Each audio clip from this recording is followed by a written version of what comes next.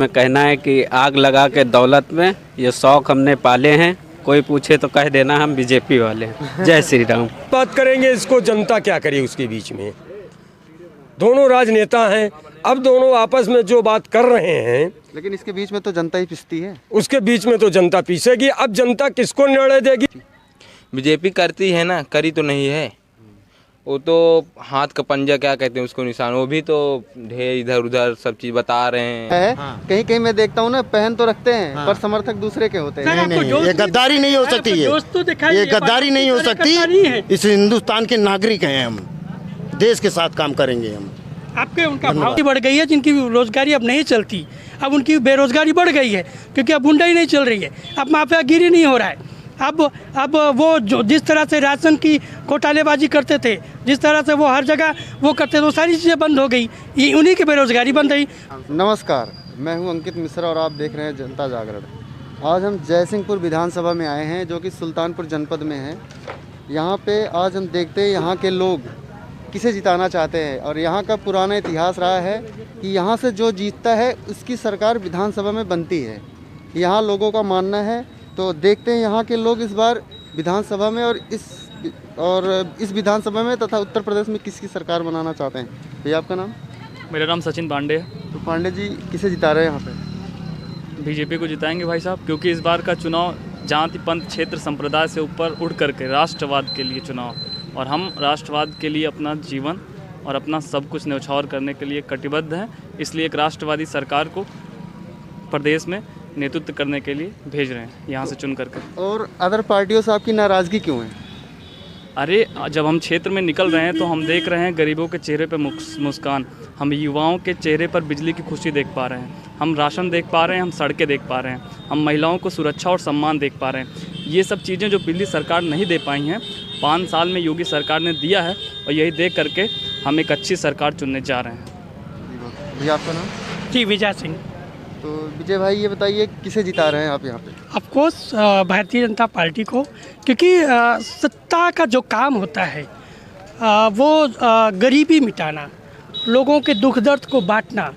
मेरे हिसाब से जो भारतीय जनता पार्टी, चाहे वो केंद्र में हो चाहे वो राज्य में हो, जो काम कर रही है वो अभूतपूर्व है। और मैं एक बात और आपको कहना चाहता हूँ कि इस चुनाव में आप देखिएगा, आप लिख कर लीजिएगा, इस बाइट को आप निकालिएगा, ये उत्तर प्रदेश का चुनाव भारत के सारे रिकॉर्ड तोड़ने जा रहा है इस बार, क्योंकि आज भी 80% जनता जो एकदम साइलेंट मोड पे बैठी है, और वो 27 तारीख को कमल के फूल पर बटन दबाएगी और रिकॉर्ड कायम होगा। जयसिंहपुर की जनता भी रिकॉर्ड कायम करेगी। यहाँ से राजबाबू उपाध्याय जी को विधानसभा भेजकर, क्योंकि राजबाबू उपाध्याय जी आपको पता है कि वो निषाद राज की पार्टी से आए हैं।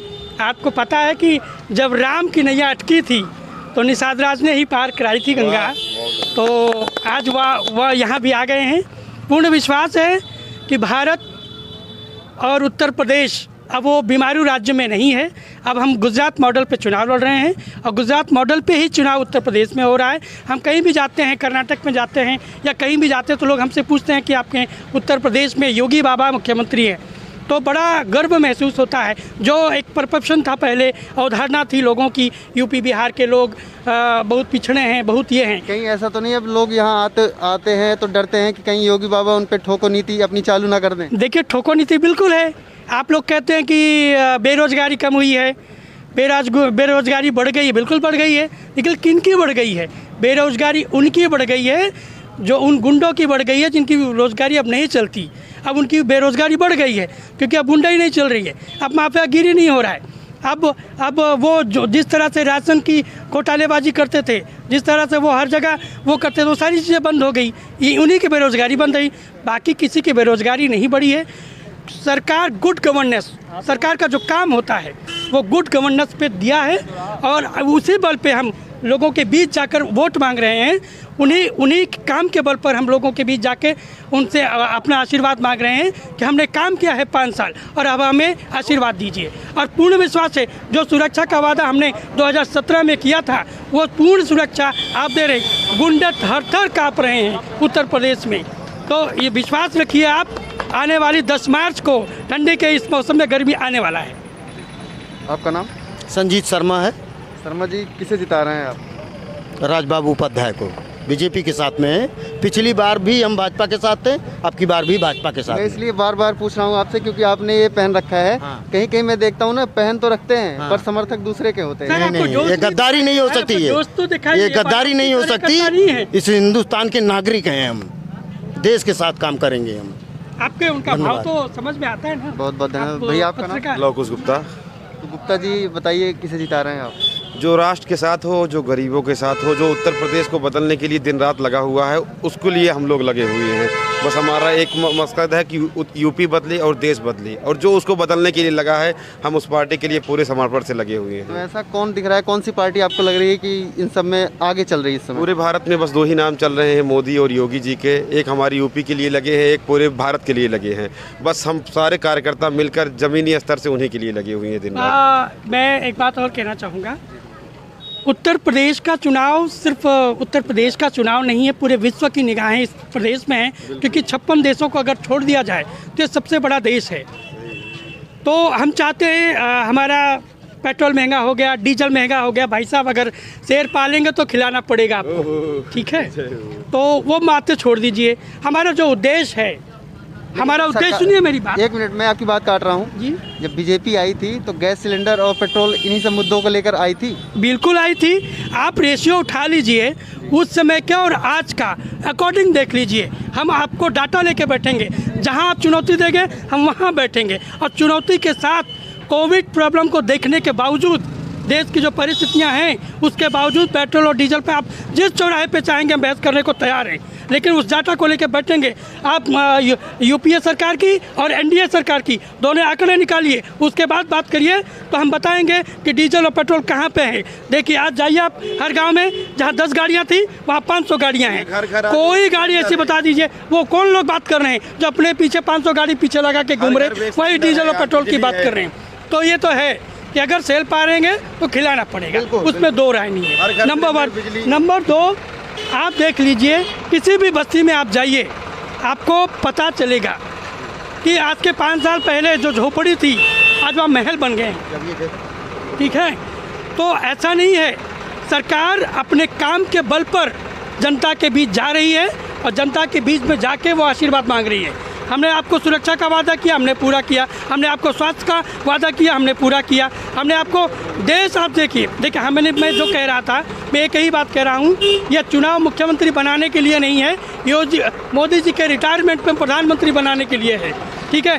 और दूसरी बात, जब स्वामी विवेकानंद जी अमेरिका जाके वहाँ पे भगवा लहराए थे, शायद हमारे गर्व होगा, महसूस होगा जिस दिन योगी जी यूनाइटेड नेशन में बैठेंगे, वाइट हाउस में बैठेंगे, तो मुझे लगता है कि मुझे फक्र होगा उत्तर प्रदेश के नहीं पूरे देश को। तो इसी विश्वास के साथ ये चुनाव लड़ा जा रहा है। बहुत बहुत धन्यवाद भैया। आपका नाम? अरे हमें ना पता कुछ। चले, आपका नाम? योगेश चतुर्वेदी। योगेश चतुर्वेदी जी। तो योगेश भाई बताइए किसे जिता रहे हैं आप? आपकी बार तो बीजेपी है, हाँ, क्योंकि हमारी लड़ाई जो है इन राजनीतिक पार्टियों से नहीं है, हमारी लड़ाई जो है विकास से है। हमारा मुद्दा विकास है, हमारा मुद्दा बेरोज़गारी है। जिस प्रकार से बेरोज़गारी, जितने गरीब लोग इस बार जो है नौकरी पा गए हैं, शायद वो कभी पाते। लोग जो है 12-12 लाख, 15-15 लाख रुपए दे के नौकरी पाए हैं इस बार सपा सरकार में, लेकिन इस बार गरीब से गरीब लोग जो है टीचर वाले में नौकरी में पा गए हैं। तो ये 1 रुपया जो है उनकी जेब से, उनके परिवार से, वो कभी सोच भी नहीं सकते थे कि वो जो है 69,000 भर्ती का तो विवाद अभी तक चल रहा है। 69,000 भर्ती का विवाद चल रहा है, लेकिन शुरुआती कहाँ से हुई है ये देखिए। लेकिन 69,000 में कितना हो गया है ये भी देखिए, और कितना बचा है ये भी देखिए, ठीक है ना? और इसमें एक चीज जान लीजिए, ये सरकार में शिवपाल यादव झोला लेके चलते हाँ, आम जनता जो एक सामान्य सा नागरिक है उससे पूछिए, वो जो है कितना इस कोरोना काल में इतना जो है बेरोजगारी में अपने आप को संभाला है, वही जान सकता है। तो इस प्रकार जो है बीजेपी आएगी और आ रही है। बहुत बहुत धन्यवाद भैया। आपका नाम है? आपका नाम? हमारा नाम राजेश। राजेश जी बताइए कौन जीत रहा है इस बार यूपी में? भैया अब देखा, हम साफ साफ बता दिए थे, हमारे गांव में सिर्फ अरुण वर्मा चलता है। अरुण वर्मा। हमारा घर मुंगरे चौराहा अटे, टिकईपुर गाँव वाटे और वन वक्त ज़्यादा चर्चा होता है। अब एक ना बता सके कि जीते कि न जीते, वो तो ऊपर वाले के महिमा है। आपने सपा की गमछी भी ले रखी है, तो आप लगता है सपा के समर्थक हैं। हाँ भाई, हम तो नहीं पीछे ही का झूठ बोले। हाँ, खुले आम है। अरुण वर्मा तिलोनीपुर उनका घर है, सेमरिक लगे, उन्हीं के पीछे हमारे सभी लाग गए। ठीक है भैया। अमन कुमार। तो अमन भाई ये बताइए, कौन जीत रहा है इस बार इस विधानसभा में, और यूपी में आप किसको मुख्यमंत्री बनाना चाहते हैं? यूपी में तो हम बाबा जी को फिर से मुख्यमंत्री के रूप में देखना चाहते हैं, और यहाँ से हमारे बाबू भैया विधायक फिर से विजयी होंगे, क्योंकि सरकार काम अच्छा की है और आगे भी अच्छा करेगी। मैं तो सुन रहा था इस विधानसभा में काफ़ी विरोध है भाजपा का। नहीं, कोई विरोध नहीं है, यहाँ पर भाजपा ही जीतेगी, क्योंकि हम लोग फुल सपोर्ट कर रहे हैं।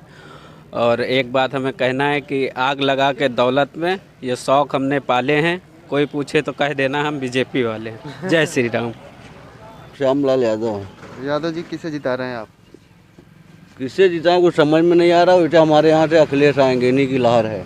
अखिलेश यहाँ से लड़ रहे हैं चुनाव? पहले वो अरुण वर्मा, सॉरी, मतलब यहाँ से आप अरुण को जिताएंगे, और यूपी विधानसभा में आप चाहते हैं कि अखिलेश यादव जी को? अब देखो वही बैठेंगे, जब ये यहाँ जीतेंगे तो वही वो भी। मतलब आपके मन में संशय है कि बैठ भी सकते हैं, नहीं भी बैठ सकते? नहीं भी बैठ सकते हैं। मतलब खुल के बोलना नहीं चाहते आप? अभी हम इस सब में रहते ही नहीं, तो खुल के क्या बोले हम? क्या हुआ? हाँ, ये है महाराजा, ये बोलेंगे। लल्लन पंडित। पंडित जी ये बताइए, कौन जीत रहा है यहाँ पे? यहाँ पे लड़ाई दो टक्कर की है, सपा व भाजपा। दोनों में 10-5 हज़ार का अंतर रहेगा, चाहे सपा जीतेगी चाहे भाजपा जीतेगी। अब वो जनता के ऊपर जो है उसका निगरानी है। जनता क्या करेगी, किसकी भाग्य खोलेगी, इसको जनता बता सकती है। तो आप भी तो जनता ही हैं यहाँ के। हाँ। तो आप ही बताइए, यहाँ से आप किसे सपोर्ट कर रहे हैं? हम तो अपना सपोर्ट भाजपा को करेंगे। भाजपा बूथ अध्यक्ष हैं, भाजपा को मूली के भाजपा बूथ अध्यक्ष हैं, भाजपा को वोट देंगे। अच्छा, मतलब आप एक कार्यकर्ता भी हैं, तो हम भाजपा को वोट देंगे अपना, और भाजपा के बूथ अध्यक्ष हैं। और जो भाजपा सरकार है वो गरीबों के हित में बहुत कुछ किया है, लेकिन गरीब लोग उसको माने या ना माने। नहीं, अगर किया ही है तो मानेंगे क्यों नहीं? है वो तो गरीब है। कुछ आदमी भड़काऊ भाषण में चलते हैं, कुछ आदमी बहकोए में चलते हैं, लेकिन जिसको सही मालूम है योगी जी की बात, वो तो योगी जी के ही साथ रहेंगे। योगी जी बोल रहे हैं हम गर्मी निकाल देंगे, और अखिलेश जी बोल रहे हैं हम भर्ती निकाल देंगे। भाई अब ये दोनों राजनेता हैं, वो आपस में क्या क्या बात करेंगे, इसको जनता क्या करे उसके बीच में। दोनों राजनेता हैं, अब दोनों आपस में जो बात कर रहे हैं, लेकिन इसके बीच में तो जनता ही पिसती है। उसके बीच में तो जनता पीसेगी। अब जनता किसको निर्णय देगी, ये तो जनता बता सकती है। किसकी चर्बी निकालेगी, किसकी भर्ती निकालेगी, ये तो जनता के हाथ में है। तो अभी आप देख रहे होंगे कि एक विवाद चल रहा है, हिजाब विवाद। आपने देखा होगा, टीवी पर आज खूब चल रहा है न्यूज़ उनका। तो क्या अपने देश में जितने भी स्कूल कॉलेज हैं, सब में हिजाब पहन के जाना, या हिंदू लड़कियों का भगवा या लड़के जो भी हैं ये गमछा लेकर जाना, ये उचित है? शिक्षा जो है एक वो मंदिर होता है। शिक्षा सबकी होती है, एक समान होती है, चाहे वो हिंदू का हो चाहे मुसलमान का हो। सबको किसी भी पार्टी का वेशभूषा पहन के शिक्षा ग्रहण करने नहीं जाना चाहिए।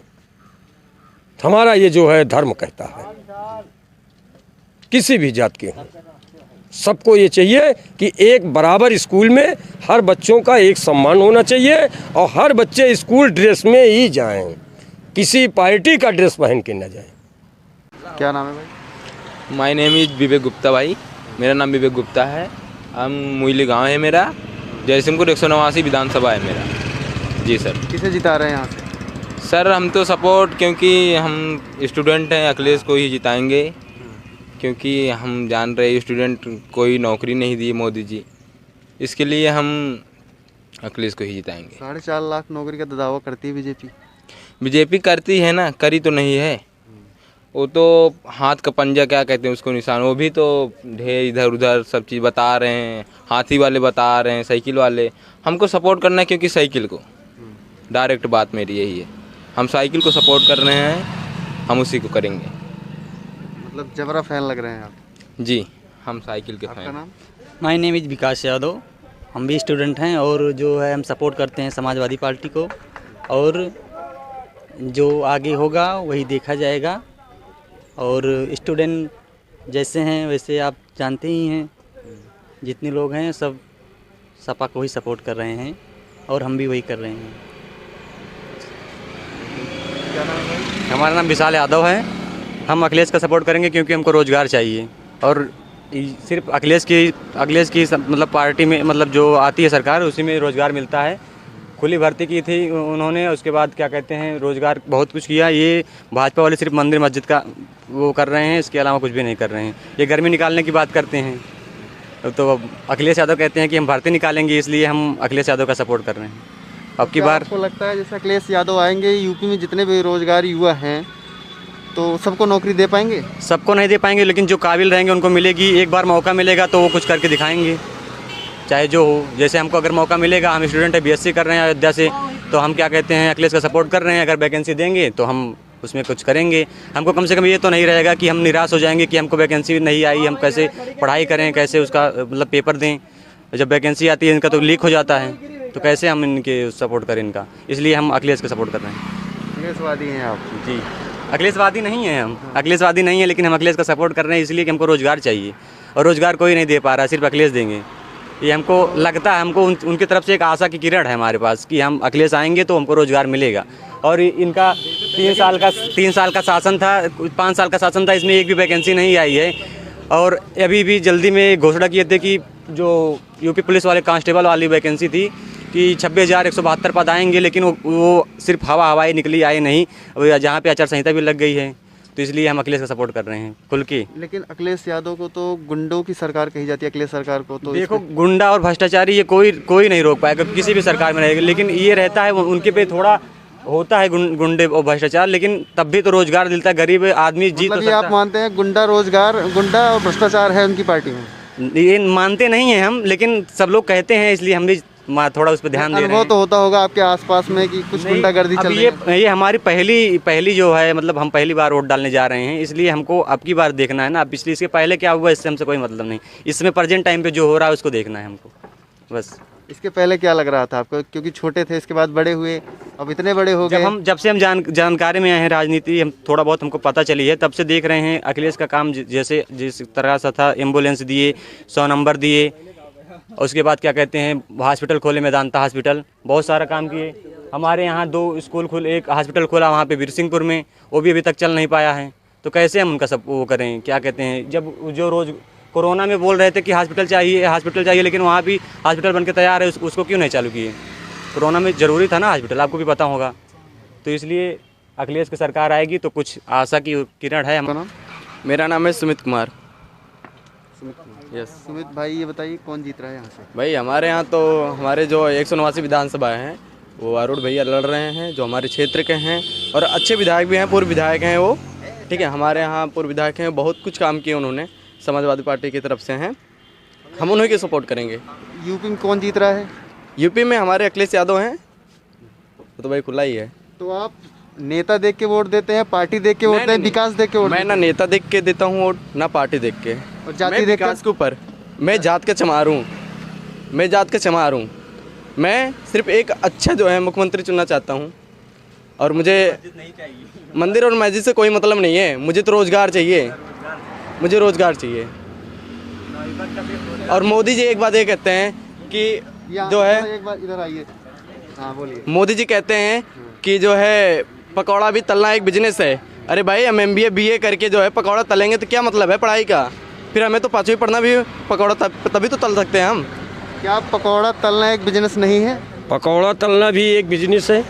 हर आदमी का बिजनेस होता है, चाहे छोटा हो चाहे बड़ा हो। जो अपने कर्तव्य को निभाता है वो जो है बिजनेसदार होता है, और जो अपने कर्तव्य को नहीं निभाएगा वो बिजनेसदार नहीं। भाई हमारे लिए उस बिजनेस से कोई लाभ ही नहीं है। जब हम 5वीं पढ़ने के बाद फिर भी पकौड़ा तलेंगे और BA MBA करके भी पकौड़ा तलेंगे, तो BA MBA करने का मतलब क्या? हमारे माँ बाप लाख 1.5 लाख फीस दे रहे हैं, क्या मतलब है उसका? फिर क्या करेंगे हम? बेरोजगारी रहेंगे तो क्या मतलब है उसका पकौड़ा तलने से? रोजगार जो होता है वो योगी जी ने कहा है कि हमारे यहाँ घूस नहीं चलेगा, और जो लड़का उस टैलेंट होगा वो निस्वार्थ भर्ती उसकी की जाएगी।